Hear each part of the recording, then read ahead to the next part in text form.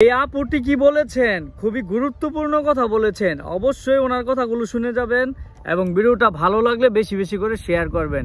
আগে ওনার কথাগুলো শুনেন।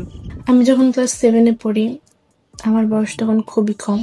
তো একজন ক্লাস 7-এ পড়া একটা মেয়ের বয়স বুদ্ধি কেমন হতে পারে সেটা মানুষ ভালোই বুঝবে।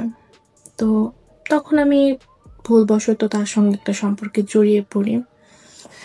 কিন্তু সে তো অনেক বয়স্ক ছিল, তার তো ন্যূনতম জ্ঞান ছিলই, আমার না থাকলেও। হ্যাঁ, আমি মানছি আমার দোষ, আমি বলছি না যে আমার কোনো দোষ নেই।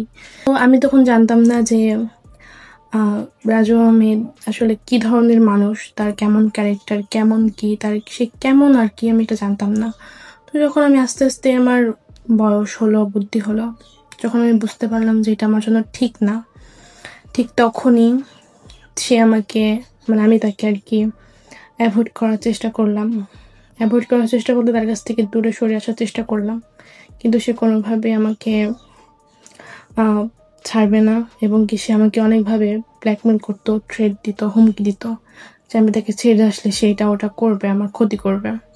তো এই জন্যই আর কি, যেহেতু সে আগে অনেক জায়গায় এরকম করতো, অনেক মেয়ের সঙ্গে এমন মেলামেশা করতো, কিন্তু কোনো মেয়ে তার বিরুদ্ধে স্টেপ নেয়নি, কিন্তু আমি নিয়েছি।